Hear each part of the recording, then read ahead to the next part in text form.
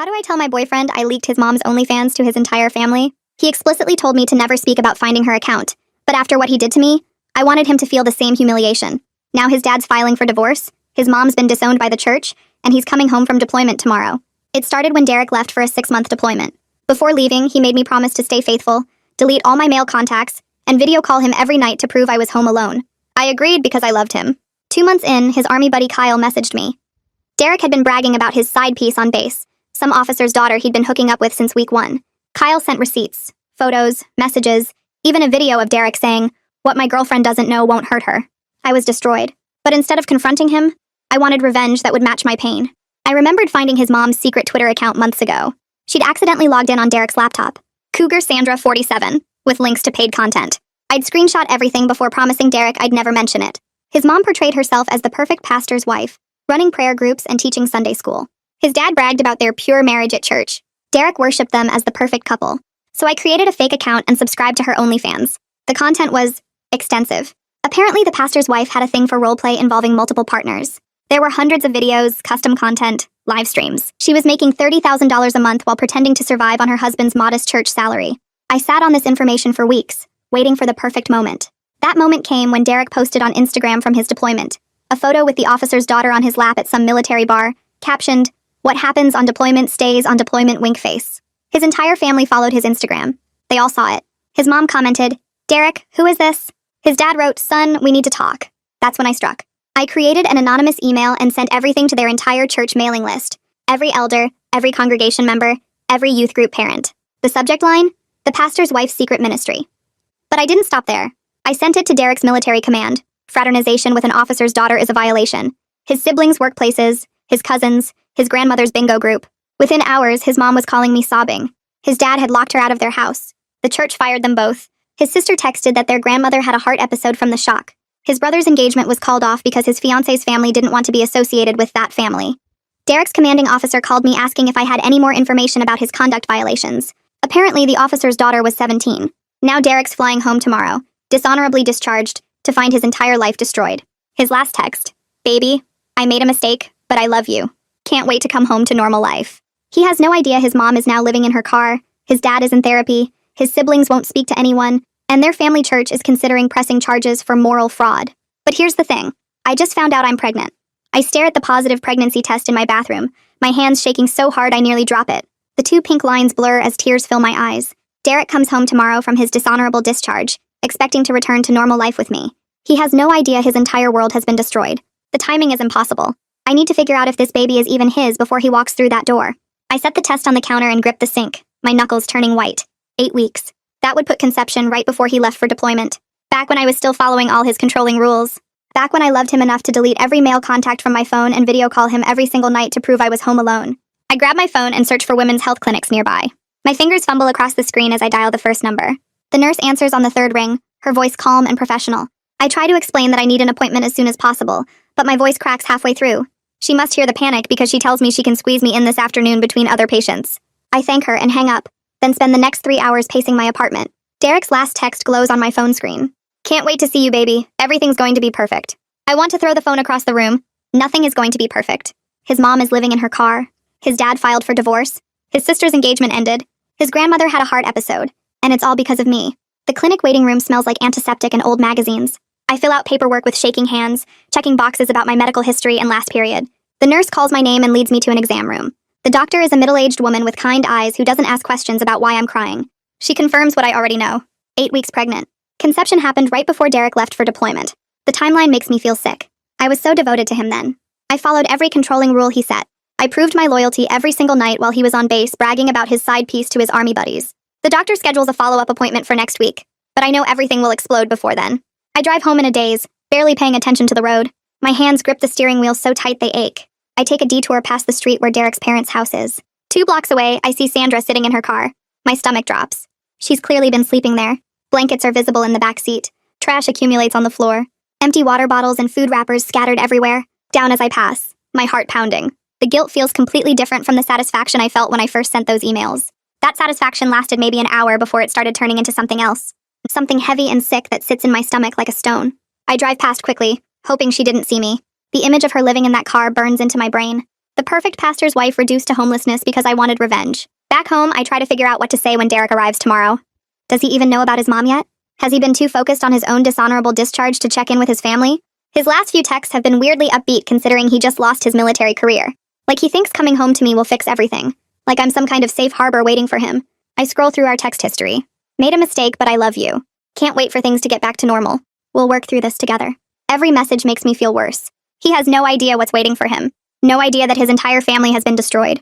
No idea that I'm the one who destroyed them. My phone buzzes with a message from Kyle. Hey, you okay? Has Derek contacted you about everything that went down? I stare at the message for a long time before responding. Kyle probably knows more about what happened to Derek's family than I do. Military guys gossip worse than anyone. I type back asking what Derek knows. Kyle responds within seconds. He's been spiraling for the past week but won't tell anyone why. Keeps saying he needs to get home to fix things. You know what's going on? I don't answer. How do I explain that I'm the reason Derek's life fell apart? That I took his cheating and turned it into a nuclear bomb that destroyed innocent people? I set my phone down and walk to the kitchen. Pour a glass of water. Dump it out. Pour another one. My hands won't stop shaking. That evening, my phone rings. Marissa's name flashes on the screen. My stomach clenches. This is the first time she's called me since the exposure. I almost don't answer, but I know I have to face this eventually. Her voice is cold and shaking when I pick up. Was it you? Were you the one who sent those emails about my mother? I open my mouth to lie, but nothing comes out. My silence answers the question. Marissa starts crying so hard she can barely breathe. Huge, gasping sobs that make my chest hurt. I grip the phone tighter, wishing I could take it all back. Wishing I had just confronted Derek about his cheating like a normal person, instead of destroying his entire family. Marissa's crying slows down enough for her to talk. Her voice is raw and broken. My fiancé's family called off the engagement. They don't want to be associated with that kind of family. She pauses and I hear her take a shaky breath. I lost my job too. Someone sent the information to my workplace. My coworkers made my life so unbearable that I had to quit. Another pause. Derek cheating on you doesn't justify destroying innocent people's lives. I have no response because she's right. She's completely right. I destroyed people who never hurt me. People who didn't even know about Derek's infidelity. I made them pay for his sins because I was too angry to think straight. I'm sorry, I whisper, but the words are pathetic and useless. Marissa makes a sound that might be a laugh or a sob. Sorry doesn't give me back my life. She hangs up. I run to the bathroom and throw up. My whole body shakes as I kneel on the cold tile floor. I don't know if it's morning sickness or guilt or both. Probably both. I flush the toilet and lean against the wall, staring at myself in the mirror. I barely recognize the person staring back. When did I become someone who could destroy an entire family to hurt one person? When did revenge become more important than basic human decency? The satisfaction I felt sending those emails feels like it happened to a different person. Someone cruel and vindictive who I don't want to be. I think about Derek's grandmother having a heart episode. About Marissa losing her fiancé and her job. About Sandra living in her car. About Rocco's engagement ending. All because I wanted Derek to hurt the way he hurt me. I wash my face with cold water, but it doesn't help. Nothing helps. I can't sleep that night.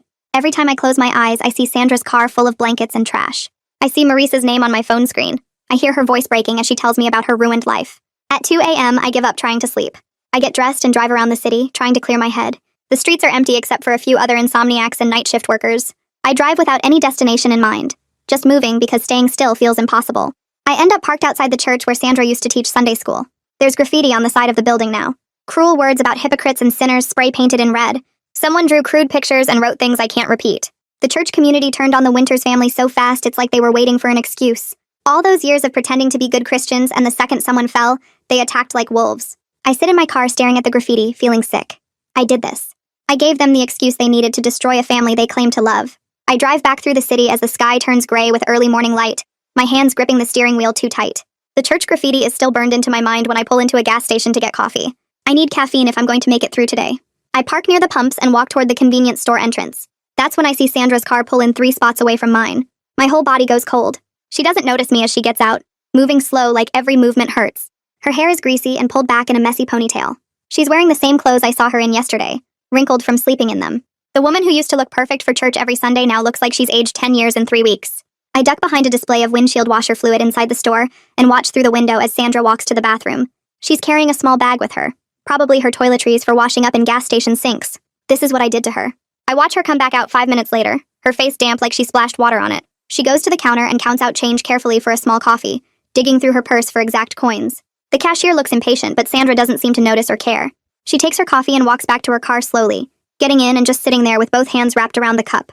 I wait until she drives away before I leave the store with my own coffee. I follow her from a distance, staying back far enough that she won't notice my car. She drives through town to the south side where the grocery stores are. She pulls into a parking lot behind a big chain supermarket and parks near the back corner. That's when I see the other cars. There are maybe 5 or 6 vehicles scattered around the back of the lot, all of them with blankets visible in the windows or stuff piled in the back seats. People are living in these cars. Sandra parks among them like she's found some kind of community of displaced people. I watch from across the lot as she settles in for the day. She pulls out a book and opens it on her steering wheel, sipping her coffee slowly to make it last. The image of the perfectly put-together pastor's wife is completely gone. This is just a woman living in her car, trying to get through another day. I sit there for maybe 20 minutes watching her read. She doesn't do anything else, just reads and drinks her coffee. Eventually, I drive away because I can't stand looking at what I created anymore. My phone buzzes with a text as I'm pulling out of the parking lot. It's from Derek. His flight lands at 3 p.m. and he asks if I can pick him up from the airport. My hands start shaking as I read the message. I need to see his face when I tell him everything. I need to watch him realize what his cheating cost everyone, but I'm not sure I'm ready for what's about to happen. I type back that I'll be there and send the message before I can change my mind. Back at my apartment, I can't sit still. I start cleaning even though everything is already clean. I scrub the kitchen counters until my hands hurt. I vacuum the living room carpet 3 times. I clean the bathroom mirror and sink and toilet. The pregnancy test is hidden in my bathroom drawer and I keep opening the drawer to stare at it. The 2 pink lines haven't changed. I still haven't decided if I'm going to tell Derek about the baby during our confrontation or keep it to myself. Maybe I should wait until after I tell him about his mom. Maybe I should never tell him at all. I close the drawer again and go back to cleaning. At 2 p.m., I'm sitting in my car outside my apartment trying to calm down when my phone rings. The caller ID shows a number I don't recognize with a local area code. I answer it carefully. A man's voice asks if this is me, and I say yes. He introduces himself as Cameron Huang and says he's an attorney who specializes in digital privacy law. Someone gave him my name regarding a potential case involving distribution of intimate content without consent. My blood runs cold. Sandra or her lawyer must have figured out I was behind the emails. Cameron keeps talking in a professional voice. He explains that what I did, distributing Sandra's OnlyFans content to her church and family and community, could be charged as revenge porn or harassment depending on how the prosecutor wants to handle it. He says he's calling as a courtesy to let me know Sandra is considering pressing charges, and I should probably get my own lawyer. I try to respond, but my throat is too tight. Cameron gives me his card information and tells me to call him if I want representation. He says cases like this can result in jail time if they're prosecuted hard. I hang up without saying anything else. I open my car door just in time to throw up in the parking lot. My whole body shakes as I lean out of the car. Everything I ate this morning comes up and I'm left dry, heaving over the asphalt. I could go to jail. I could actually go to jail for what I did. I wipe my mouth with a napkin from my glove box and try to breathe normally. I have to pick up Derek in an hour and I'm still shaking. I drive to the airport on autopilot, my mind completely blank. The terminal is crowded with families waiting for soldiers to come home. There are balloons and signs and little kids bouncing with excitement. I stand near the arrival gate with none of that. Derek comes out alone carrying just a duffel bag. He looks terrible. His face is pale and his eyes are red like he hasn't slept in days. He sees me across the crowd and tries to smile, but it doesn't reach his eyes. I know in that moment that he knows everything. We walk to my car without talking. The silence between us is heavy and awful. I pull out of the airport parking garage and head toward my apartment. The radio plays softly, but neither of us changes the station or speaks. Derek keeps opening his mouth like he wants to say something and then closing it again. We're halfway back to my place when he finally asks if I really sent those emails about his mom. I say yes without taking my eyes off the road. Derek starts crying in the passenger seat. Not quiet tears, but big ugly sobs that shake his whole body. He covers his face with his hands and cries so hard he can barely breathe. I keep driving and don't say anything. What is there to say? He tells me between sobs that his mom called him a week ago from a gas station bathroom. She was begging him to wire her money because his dad locked her out and she had nowhere to go. Derek sent her everything he had left, which wasn't much after the dishonorable discharge destroyed his benefits. He says she was crying, so hard on the phone he could barely understand her. I pull into my apartment parking lot and park in my usual spot. We sit in the car with the engine off. Derek wipes his face with his sleeve and starts telling me everything. His dad won't speak to him. Marissa's engagement ended and she won't return his calls. Rocco lost his job after someone sent the information to his workplace. Their grandmother is in the hospital with heart problems from the stress. The church is considering pressing fraud charges against his parents for accepting donations, while his mom was secretly making money from OnlyFans. Derek turns to look at me with his face red and swollen. He asks why I did it, his voice cracking on the last word. I pull out my phone and show him the screenshots from Kyle. The photos of him with Natasha at that bar, her sitting on his lap with his arm around her waist. The messages where he called me his ball and chain back home while bragging about his deployment girlfriend to the other guys. The Instagram post that started everything. Derek's face goes from red to white as he scrolls through the evidence. He stops on one particular message where he wrote about how I'd never find out because I was too busy following his stupid rules. His hands start shaking and he says she told him she was 19. The way he says it makes something cold settle in my stomach because I realize he still doesn't know the worst part. I open the email from his commanding officer and hand him my phone again. Derek reads it slowly, his lips moving slightly as he processes the words. The investigation found that Natasha was 17 when their relationship started. Not just 17 now, but 17 the whole time. The discharge wasn't just about fraternization with an officer's daughter. It was about conduct unbecoming an officer, which is military code for something way more serious. Derek starts breathing too fast. These short, gasping breaths that make me worried he might pass out right here in my car. He looks up at me with his eyes wide and panicked. He could face criminal charges. Real criminal charges, not just military discipline. The phone slips from his hand onto the floor of my car, and he puts both hands over his face. We sit there for maybe 10 minutes before I finally open my car door. Derek follows me up to my apartment like he's in a dream, moving slowly and carefully like the ground might disappear under his feet. I unlock the door and he walks inside and goes straight to my couch. He doesn't sit down normally. He just kind of collapses, his whole body going limp like someone cut all the strings holding him up. I stay standing near the door with my keys still in my hand. Derek stares at the coffee table and says he made a terrible mistake cheating on me. His voice is flat and empty. He says he never meant for his entire family to be destroyed, never wanted his mom homeless or his dad filing for divorce or his grandmother in the hospital. I walk over and sit in the chair across from him, not on the couch. I need the distance. I tell him I made a terrible mistake too. I tell him about the lawyer who called, about how I could be charged with revenge porn or harassment for distributing his mom's content. We're both facing potential criminal charges now. Him for his relationship with Natasha, me for what I did to Sandra. Derek looks up at me and I see something like recognition in his eyes, like he's finally understanding that we're both drowning in the same mess we created. Derek asks if we can fix this. His voice has this desperate edge to it that makes my chest hurt. He asks if there's any way to undo what's been done, to take it all back somehow. I think about the pregnancy test sitting in my bathroom drawer right now, those 2 pink lines that haven't changed no matter how many times I've checked. Things are about to get so much more complicated. I open my mouth to tell him about the baby, but the words stick in my throat. Instead, I say we need to talk about something else. Derek's face somehow goes even paler than it already was. He knows that tone. He knows more bad news is coming and he's bracing for impact. My phone starts ringing before I can say anything else. I look at the screen and see a number I don't recognize with our area code. I almost don't answer, but something makes me pick up. A man's voice asks if this is me and I say yes. He says his name is Harper and he needs to talk to me about what I did to his family. Derek's dad. Derek hears his father's voice coming through my phone and reaches for it, but I pull away. I stand up and walk toward the kitchen, turning my back on Derek. Harper's voice sounds rough and broken, like he's been crying or drinking or maybe both. He says he needs me to understand what I did. Harper tells me that Sandra tried to hurt herself last night. The words hit me like a punch and I have to grab the kitchen counter to stay standing. She's in the hospital now on a psychiatric hold, which means they think she's a danger to herself. Harper's voice shakes as he explains that she'd been living in her car for weeks, completely cut off from everyone she knew. The church community that used to be her whole world turned vicious. People left cruel notes on her car windshield. They posted about her online, sharing her OnlyFans content and calling her every terrible name they could think of. Sandra finally broke down completely. I feel like the room is tilting sideways. Harper keeps talking and I can hear him crying now.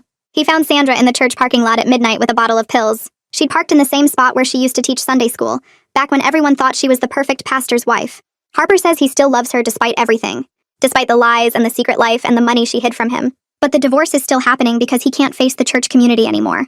They turned on both of them so fast and so completely that there's no going back. His voice gets harder when he asks me if destroying his wife was worth whatever satisfaction I got from my revenge. If seeing Sandra broken and suicidal made me feel better about Derek's cheating. Derek stands up and walks over to me. He takes the phone from my hand before I can stop him. I can only hear his side of the conversation, but it's enough. He says Dad over and over, his voice cracking each time. Harper must be yelling because Derek holds the phone away from his ear for a second. Then he's crying again, big tears running down his face as he tells his father he's sorry. He promises to come see Sandra in the hospital tomorrow. He promises to help however he can. When he hangs up, he just stands there holding my phone and staring at nothing. We sit in silence for a long time after that. The apartment is completely quiet except for the sound of Derek crying and trying not to cry. I count the seconds in my head. 1 minute, 2 minutes, 5 minutes. Finally, I say the words I've been holding back. I'm pregnant. My voice comes out flat and emotionless, like I'm reading a grocery list instead of changing both our lives forever. Derek's face goes through about 5 different expressions in the space of 3 seconds. Shock, then confusion, then something that might be hope, then fear, and finally settling on this numb kind of shock. He asks if I'm sure it's his. The question hits me like a slap, even though it's completely fair given everything that's happened between us. I pull out my phone and show him the paperwork from the clinic. 8 weeks pregnant. I point to the date and count backwards with him. 8 weeks ago was right before he left for deployment. Back when I was still following all his controlling rules about deleting my male contacts and video calling him every night to prove I was home alone. Back when I was faithful and devoted and stupidly in love with him. Derek looks at the timeline and then puts his head in his hands. This is so messed up, he says. It might be the most honest thing either of us has said to each other in months. We end up on opposite ends of my couch. Neither of us sleeping. Both of us just staring at the ceiling in the dark. Derek keeps asking what we're going to do about the baby, and I keep saying I don't know because that's the truth. The pregnancy feels like a trap that's going to keep us tied to this mess forever, no matter what happens with the legal stuff or his family. Every time I close my eyes, I see Sandra in her car with those blankets in the back seat, and then I think about a baby connecting me to Derek for the rest of my life. Around 3 a.m., Derek gets up to use the bathroom and I hear him throwing up. When he comes back, his face is gray and he smells like toothpaste, but we still don't talk. The silence feels heavy, like it's pressing down on both of us, making it hard to breathe. I count the hours until sunrise. watching the numbers on my phone change slowly. Derek shifts on his end of the couch every few minutes, and I can tell from his breathing that he's not sleeping either. The sky starts getting lighter around 6 a.m., that weird gray color before the sun actually comes up. Derek's phone starts buzzing on the coffee table, vibrating so hard it moves across the wood. He reaches for it, and I watch his face change as he reads the screen. His mouth opens, but no sound comes out at first. Then he says that Rocco texted and their grandmother died during the night. Her heart gave out after weeks of stress from everything that happened. Derek reads the message out loud in this completely empty voice, like he's reading a grocery list instead of news about his grandmother's death. I realize in that moment that we've now added an actual death to the list of things my revenge caused. Not just ruined lives or broken relationships, but someone actually died because of what I did. The thought makes my stomach turn, and I have to swallow hard to keep from throwing up. Derek is still staring at his phone, reading and rereading the message like maybe the words will change if he looks long enough. Derek stands up without saying anything and walks to where his duffel bag is sitting by the door. He starts shoving his clothes back into it, moving like a robot, not looking at me. I ask where he's going, and he says he needs to be with his family right now. What's left of them anyway? His voice sounds dead, like all the emotion has been drained out of him. He looks at me then, really looks at me for the first time since we found out about his grandmother, and I see that he's looking at me like I'm a complete stranger, someone he doesn't know at all. I understand in that moment that whatever we had before is completely dead now, killed by his betrayal and my revenge in equal measure. We destroyed each other and everyone around us in the process. Derek zips up his bag and stands there holding it, like he's waiting for something but doesn't know what. Before Derek walks out the door, he turns back and his face is wet with tears he's not bothering to wipe away. He says he'll support whatever decision I make about the pregnancy, but he can't be with me anymore. He says he cheated and he lied and those things were terrible, but I destroyed his entire family, including an innocent grandmother who died from the stress. We're both terrible people who hurt each other, and everyone around us, and staying together would just create more damage. He says the baby doesn't change that fact. It just makes everything more complicated. I don't try to argue with him because he's right. We're toxic together, and bringing a baby into this mess would be cruel. Derek picks up his bag and opens the door, and I don't stop him. I just sit on the couch where we spent the night not sleeping and watch him leave. I stand at my window and watch Derek get into an Uber that pulls up a few minutes later. He throws his duffel bag in the trunk and climbs into the back seat without looking up at my apartment.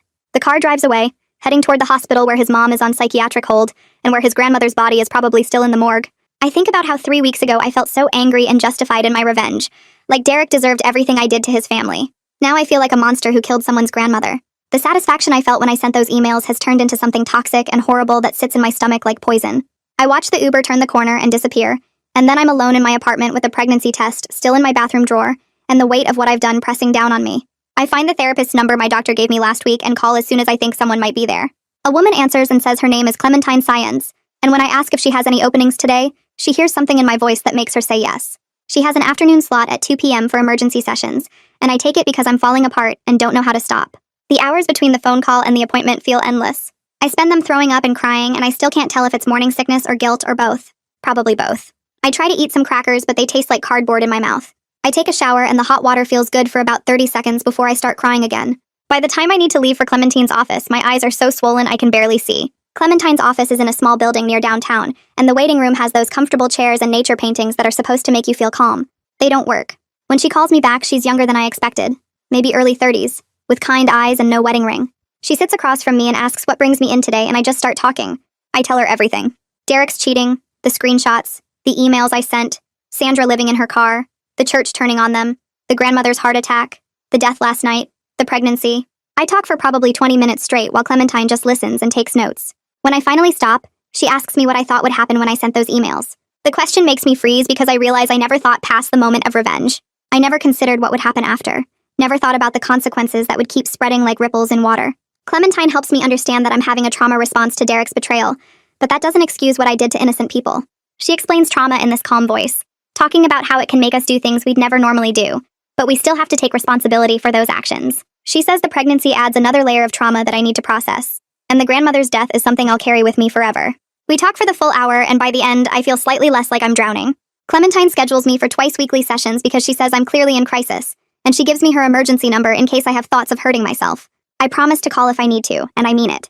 I don't want to hurt anyone else, including myself. My phone rings while I'm driving home from Clementine's office, and I pull over to answer it because I recognize Cameron Huang's number. His voice sounds serious as he tells me that Sandra's lawyer has officially filed a complaint with the police about me distributing her intimate content. They're investigating whether to press charges, and Cameron says I need to hire a criminal defense attorney right now because this is serious. Really serious. I could face jail time if they decide to go after me hard. The words hit me like a punch, and I have to put my head down on the steering wheel for a minute. Cameron keeps talking, explaining the different charges they might bring, the potential sentences, The fact that Sandra's suicide attempt and the grandmother's death could make a jury very unsympathetic to me. He says he can represent me if I want, but I need to decide fast because the police might want to interview me soon. I spend the rest of my savings on a retainer for Cameron to represent me. The number makes me feel sick when I transfer it from my account, watching my balance drop to almost nothing. Cameron explains that my best defense is that I didn't create Sandra's content or profit from distributing it, but the other side could argue I caused severe emotional distress and financial harm. He talks about Sandra losing $30,000 a month in income, about her attempted suicide, about the grandmother dying. He says all of those things could make a jury see me as someone who destroyed lives on purpose, which is exactly what I did. Cameron tells me not to talk to anyone about the case, not to post anything on social media, not to contact Derek or his family. He says we'll build the best defense we can, but I need to be prepared for the possibility that I might be charged with a crime. After we hang up, I sit in my car outside Cameron's office and cry until I can't cry anymore. The days after Cameron's office turn into a kind of fog where I exist, but don't really live. I wake up every morning, and the first thing I think about is the baby growing inside me, Derek's baby, and then I think about the grandmother dying and Sandra trying to kill herself, and suddenly I'm running to the bathroom to throw up. I can't tell anymore if it's morning sickness or my body trying to reject everything I've done. Clementine makes me check in twice a day, morning and night, texting her that I'm okay and not thinking about hurting myself. I'm not, but only because I'm too numb to think about anything that clearly.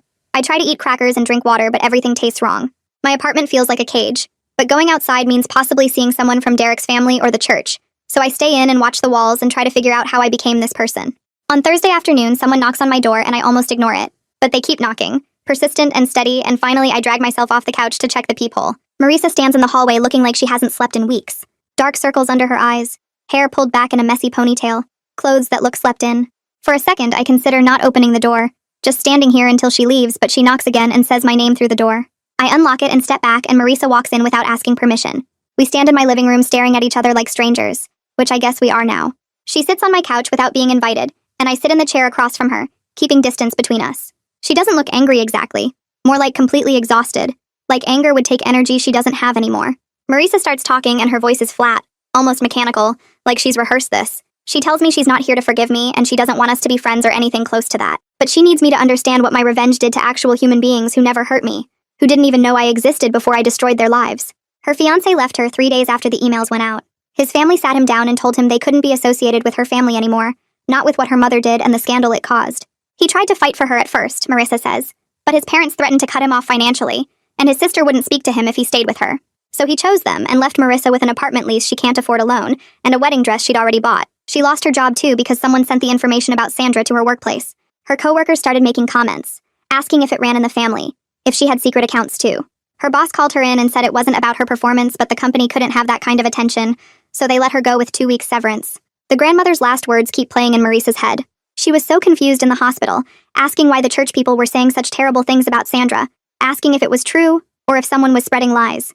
Marisa tried to explain, but the grandmother kept getting more upset, her heart monitor beeping faster and faster until the nurses made everyone leave. She died that night thinking her daughter was a sinner and a fraud, thinking her whole family had lied to her. Marisa's voice breaks when she talks about this, and I can see her hands shaking. She tells me about Rocco barely leaving his room now, how he lost his job too when someone sent the information to his boss. He sits in the dark playing video games and won't talk to anyone, won't even come out for meals. Their dad is trying to hold everyone together while processing his own betrayal and grief, trying to be strong for his kids while falling apart inside. And Derek, Marisa says, is a complete mess. He's drinking heavily, showing up at their dad's house drunk and crying, talking about how he ruined everyone's life by cheating, how if he'd just been faithful none of this would have happened. I open my mouth to say something, but nothing comes out. Marisa keeps going, describing in detail how each member of her family is suffering, and I realize she needs me to hear this, needs me to sit with the weight of what I did. She talks about their dad finding Sandra in the church parking lot with pills, about the psychiatric hold, and Sandra refusing to see any of them. She describes the graffiti on the church building, the cruel messages left on their social media, the way their whole community turned on them like wolves. The church is still considering fraud charges because Sandra accepted donations and a salary while secretly making significant money. People feel betrayed, and they want someone to pay for making them look foolish. Marisa's voice gets quieter as she talks, like she's running out of energy, and when she finally stops, we sit in silence for a long time. I tell Marisa about the pregnancy and watch her face crumble. She starts crying, big, ugly sobs that shake her whole body, and she says it's not fair. It's not fair that I get to have Derek's baby when she lost her chance at having a family because of what I did. Her fiancé left, and now she's alone and broke, and her family is destroyed, and I'm sitting here pregnant with her brother's child.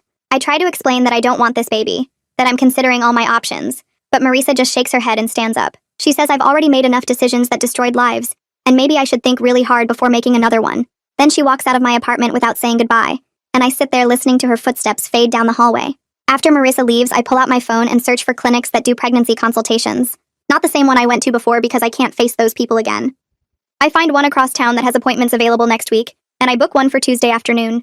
The confirmation email arrives in my inbox, and I stare at it for a long time, thinking about Marissa crying and saying it's not fair. Nothing about this situation is fair. I'm not ready to be a mother, especially not under these circumstances, especially not with Derek's baby when I can barely stand to think about him. But I also know that whatever I decide will have consequences I'll have to live with forever, just like every other decision I've made lately. I text Clementine about the appointment, and she responds immediately, saying she's proud of me for taking steps to explore my options, and she'll help me work through my feelings without pushing me in any direction. That's what I need right now. Someone who won't judge or pressure me, someone who just lets me figure this out. Kyle messages me that evening asking how I'm doing and if Derek has contacted me. I type out everything that's happened since we last talked, about Cameron and the potential charges and Sandra dropping them, about Marissa's visit and the pregnancy appointment. Kyle doesn't respond for almost 20 minutes, and I watch the 3 dots appear and disappear several times. Finally, he writes back saying he feels guilty for telling me about Derek's cheating because he never imagined I'd blow up Derek's whole life like this. He thought maybe I'd confront Derek or break up with him, not destroy his entire family, including people who had nothing to do with his infidelity. I tell Kyle it's not his fault, that I made my own choices and they were terrible ones. He was just being honest with me about what Derek was doing, and what I did with that information is on me, not him. Kyle says he's been checking on Derek and he's really worried about him, that Derek is talking about how he ruined everyone's life and maybe everyone would be better off without him. That makes my stomach drop, and I ask Kyle if Derek is okay, if he's safe. Kyle says he thinks so, but he's keeping an eye on him, and maybe I should know that Derek is suffering too, even if he deserves some of it. My phone rings 2 days later, and the caller ID says it's a number I don't recognize. I almost don't answer, but something makes me pick up, and a man's voice introduces himself as Detective Richmond from the police department. He's been assigned to Sandra's case, and he'd like me to come in for an interview about the distribution of her content. My hands start shaking, and I tell him I need to call my lawyer first. Detective Richmond says that's fine. He'll wait for Cameron to call him back to schedule a time. But I should know this is a serious investigation, and cooperation will look good for me. After we hang up, I call Cameron immediately, and he tells me to stay calm, that this was expected. He'll call the detective and set up an interview for next week, and I need to cooperate fully and show remorse. I tell him that won't be hard because I'm drowning in remorse, and Cameron says, good. Let that show through because it might be the only thing that helps me. The interview happens on Monday morning at the police station downtown. Cameron meets me in the parking lot and we go in together, and Detective Richmond leads us to a small room with a table and recording equipment. He's professional but cold as he explains that this interview is being recorded and I can stop at any time to consult with my lawyer. Then he starts walking me through exactly what I did, making me confront every single action and every single consequence. He asks when I first found Sandra's account, and I tell him about the laptop and the screenshots. He asks why I kept that information, and I admit I was angry at Derek for being controlling, and maybe part of me knew I might use it someday. Detective Richmond writes everything down and asks about the emails, about who I sent them to and why. I explain about Derek's cheating and his Instagram post, and how I wanted him to hurt the way he hurt me. The detective asks if I considered the impact on Sandra, and I say no. Not really. I was only thinking about hurting Derek. Detective Richmond pulls out papers showing Sandra's financial records and medical records from her hospital stay. He tells me Sandra lost $30,000 in monthly income when her OnlyFans was exposed, plus her home when her husband locked her out, plus her community when the church fired her. She attempted suicide and spent a week on psychiatric hold, and she's now living in a different city trying to rebuild her life from nothing. The detective's voice stays flat and professional, but I can hear the judgment underneath. He tells me the church is still considering fraud charges against Sandra because she accepted donations and a salary while secretly making significant money. Harper is facing his own consequences too, with church members questioning his fitness for leadership and whether he knew about his wife's double life. The whole family has been destroyed, Detective Richmond says, looking at me directly, and I'm the one who destroyed it. The detective asks me if I understood that what I was doing could be a crime. I tell him yes, I knew it was wrong, but I didn't care in the moment because I wanted Derek to hurt the way he hurt me.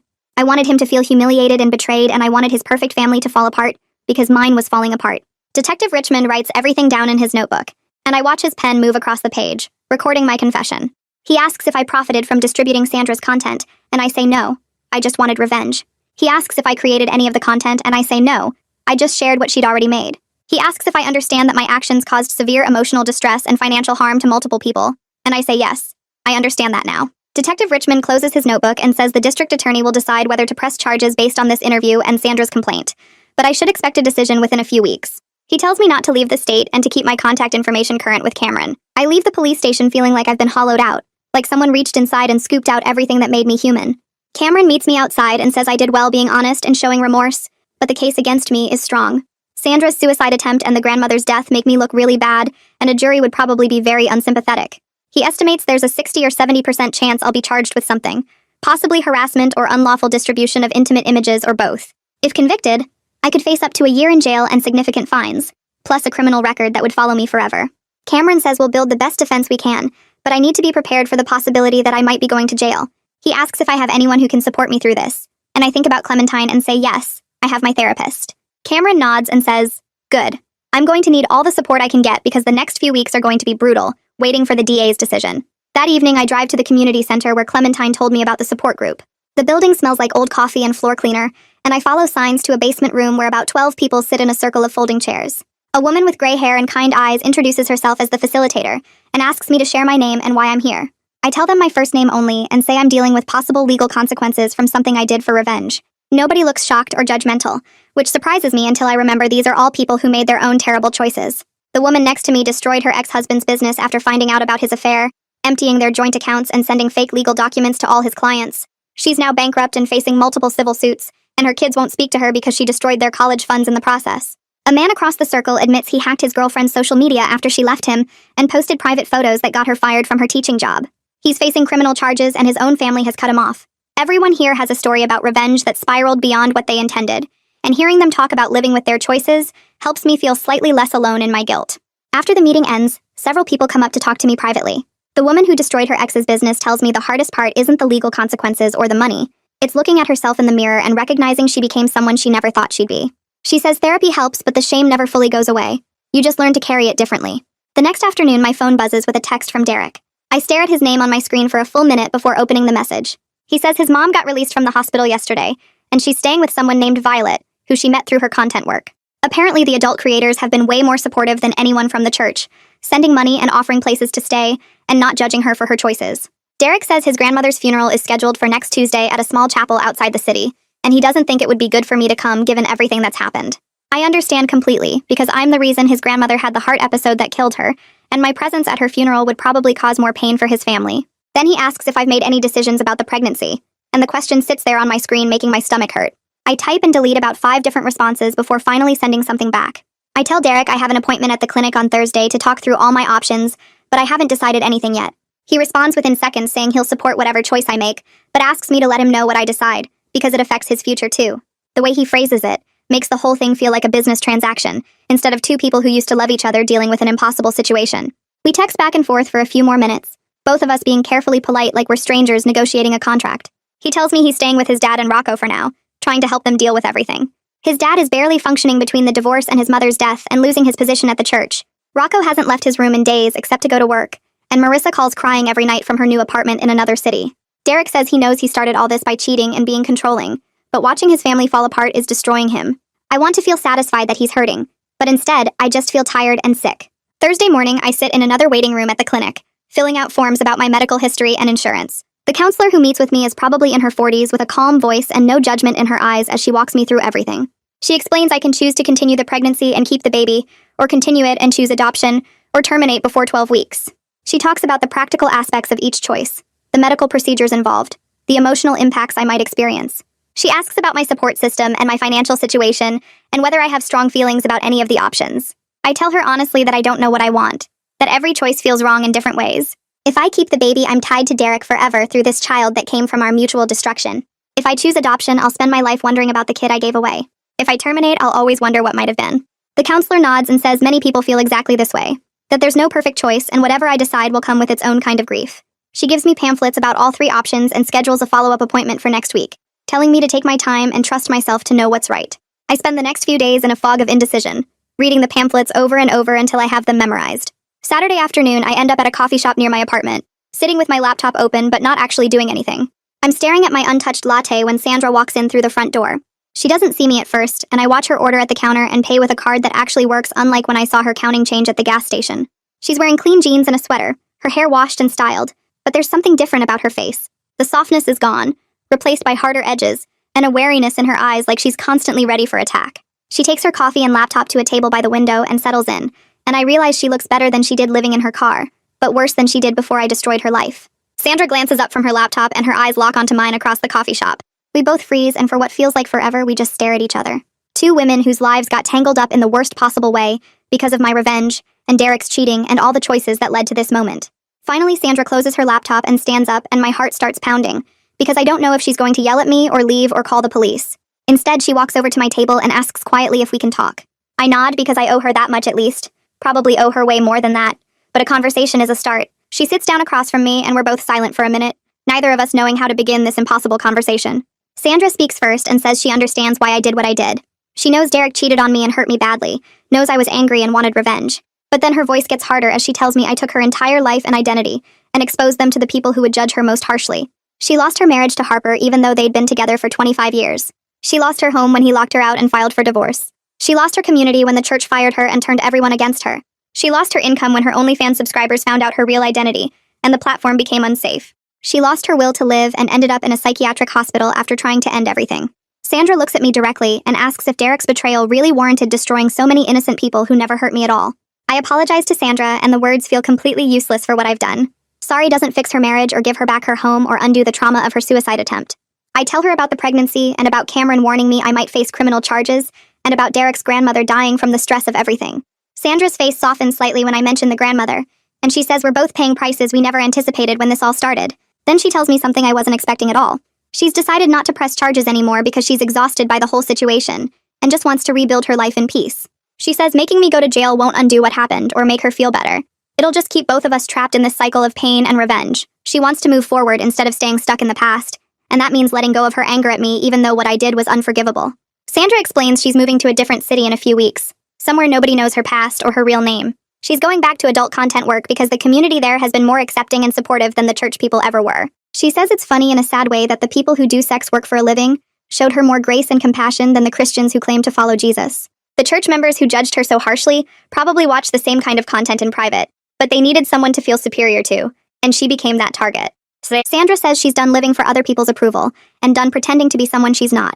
She's going to do her work openly and build a life around people who accept her as she is. She wishes me luck with whatever I decide about the pregnancy, stands up and walks out of the coffee shop without looking back. I sit there for another minute processing what just happened, then grab my phone and call Cameron. He answers on the second ring and I tell him Sandra just said she's dropping the charges. Cameron sounds surprised but says that's great news. He'll reach out to her lawyer and the detective to confirm everything. He warns me that technically the district attorney could still decide to press charges even without Sandra's cooperation if they think it's in the public interest. But that's much less likely now. Most of these cases need the victim's testimony and willingness to participate. And without Sandra pushing for prosecution, the DA probably won't waste resources on it. I feel something loosen in my chest. Not quite relief because I still did what I did and still have to live with that. But at least the fear of jail time is fading. Cameron says he'll follow up with everyone involved and let me know once it's official. But I should feel cautiously optimistic about avoiding criminal charges. I thank him and hang up, then sit in the coffee shop for another hour trying to figure out what comes next, now that this one piece of my nightmare might actually be over. I call Cameron right away and he picks up on the first ring. I tell him what Sandra said about dropping everything, and he sounds surprised but relieved. He says he'll reach out to her lawyer and the detective to make it official. But this is really good news for me. The district attorney could still decide to press charges without Sandra's help, but that's way less likely now since most cases like this need the victim to testify and cooperate. I thank him and hang up, then sit in my car outside the coffee shop for another 20 minutes just trying to process what just happened. Sandra could have destroyed me legally, but she chose not to, and I don't know if that makes me feel better or worse about everything I did to her. I drive home and spend the rest of the day lying on my couch staring at the ceiling. The pregnancy test is still in my bathroom drawer, and I keep thinking about it, about the choice I need to make. That evening, I call Clementine and tell her about my conversation with Sandra and about how I've been avoiding the pregnancy decision. She asks me what I want to do, not what I think I should do or what anyone else wants, just what I actually want for myself. I realize I don't want to be a mother right now, especially not with Derek's baby when our whole relationship was built on lies and control and betrayal. I schedule an appointment at the clinic for a termination, and Clementine helps me work through my feelings about it. She reminds me it's my choice to make and I don't owe anyone else an explanation for what I decide to do with my own body. I text Derek to let him know and he responds within minutes saying he understands and will pay for half the procedure.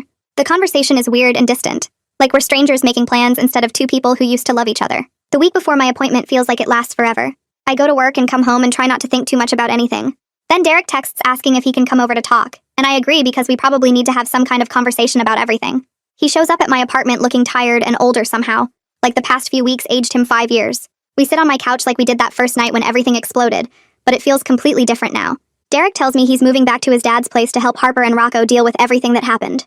Marissa is slowly rebuilding her life in a new city where nobody knows about the scandal, and their mom is gone, but they're trying to figure out how to be a family again without her. He says his dad is seeing a therapist and Rocco is back at work after taking some time off and they're all just trying to move forward. Derek looks at me and says he started therapy too, working through why he cheated and why he was so controlling with me during deployment.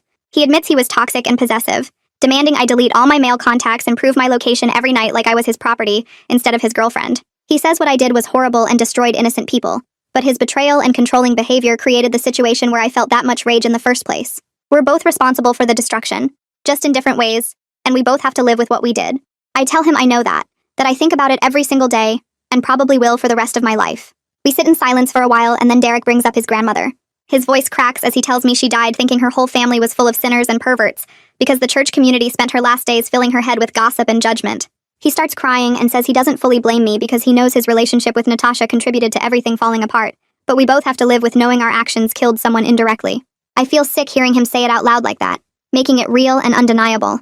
Derek wipes his eyes and stands up to leave.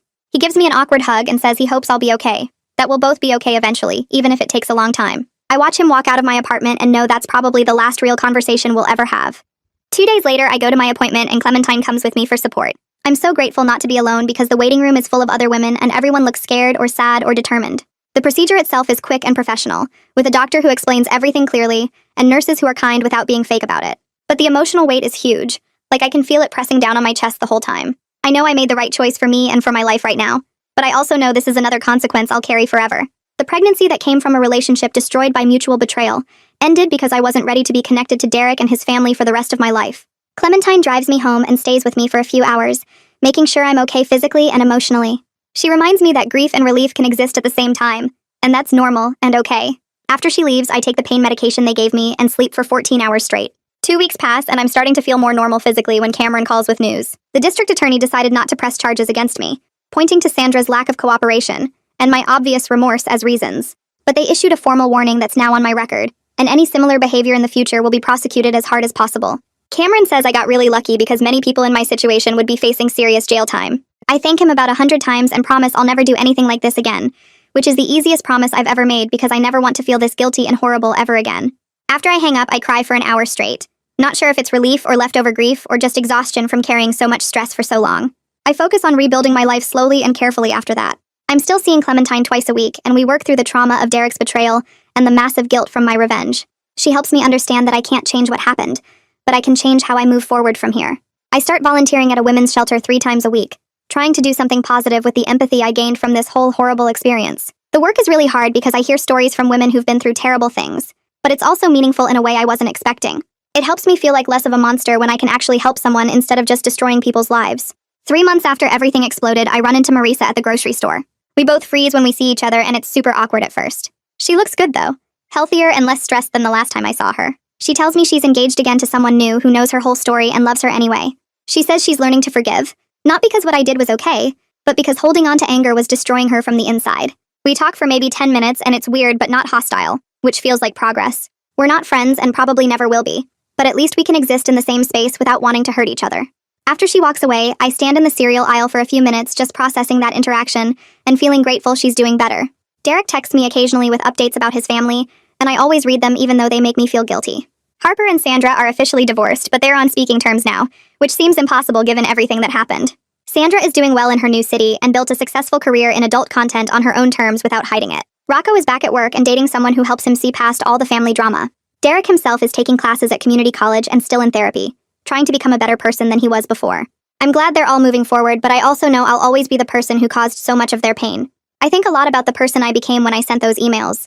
Someone so consumed by hurt and rage that I couldn't see past my own pain to the actual human beings I was destroying. Clementine helps me understand that trauma can make us do things we'd never normally do, things that go against our values and our sense of who we are.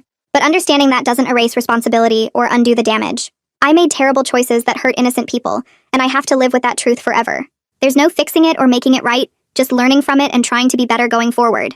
Some days I wake up and feel okay, like I'm making progress and building something new.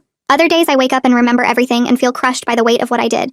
Clementine says that's normal and will probably continue for a long time, maybe forever in some form. She says the goal isn't to stop feeling guilty, but to learn how to carry that guilt in a way that doesn't destroy me, while also using it to become someone who would never do something like that again. 6 months pass and I'm standing in the women's shelter kitchen washing dishes after the dinner shift. My hands move on autopilot while I listen to Maria talk about her job interview tomorrow. She's nervous but excited, and I remind her she's got this because I've watched her practice answering questions for weeks.